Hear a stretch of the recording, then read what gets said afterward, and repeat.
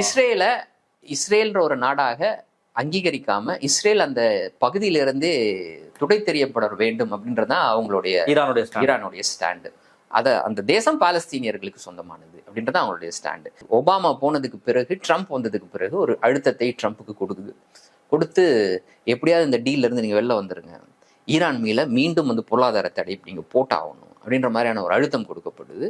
Trump 2018 எந்த காரணமுமே சொல்லாம அவர் அதுல இருந்து வெளில வர்றாரு.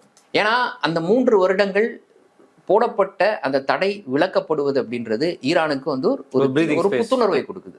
அப்போ மீண்டும் பல நாடுகளுடைய பொருளாதார ரீதியான ஒப்பந்தங்கள், உதாரணத்துக்கு இந்தியா உட்பட, ஒரு காலத்துல இந்தியாட்ட நீ ருப்பீஸ்ல நீ என்னுடைய பெட்ரோலை வாங்கிக்கோ அப்படின்லாம் சொன்னாங்க. அம்மா இந்த தடை காரணமாக இந்தியா வாங்காத சூழல்லாம் இருந்துச்சு. நீ காசை கொடுத்துரு, உங்ககிட்ட இந்த ருப்பீஸ் இருக்குல்ல, டாலரை யூஸ் பண்ணாத, ஃபாரின் ரிசர்வ் பாட்டுக்கு இருக்கட்டும், ருப்பீஸை கொடுத்து வாங்க அப்படின்ற போது இந்த தடைகள்லாம் இருந்துச்சு. அப்போ அந்த தடையை மீறி எப்படி ஈரான் தன்னை பாதுகாக்கிறதுக்கான வேலைகள்லாம் செஞ்சுக்கிட்டு இருந்தது. அப்போ இந்த தடை நீக்கப்படும் போது ஈரான் எந்த அளவுக்கு அந்த கேப்பை பயன்படுத்தி தன்னுடைய பொருளாதாரத்தை மீட்டெடுப்பதற்கும் தன்னுடைய தொழில்நுட்பத்தை வளர்த்தெடுப்பதற்கும் உள்நாட்டில் இருக்கக்கூடிய மக்களுடைய வளர்ச்சிக்கு எதை செய்யணுன்றதை செய்வதற்கும் அந்த 3 ஆண்டுகளை பயன்படுத்தி இருக்கும் பாரு. அப்போ அது இஸ்ரேலுக்கு ஒரு மிகப்பெரிய சிக்கலாக ஆயிட்டு வருது. ஐயோ வளர்றானே இந்த ரீஜன்ல,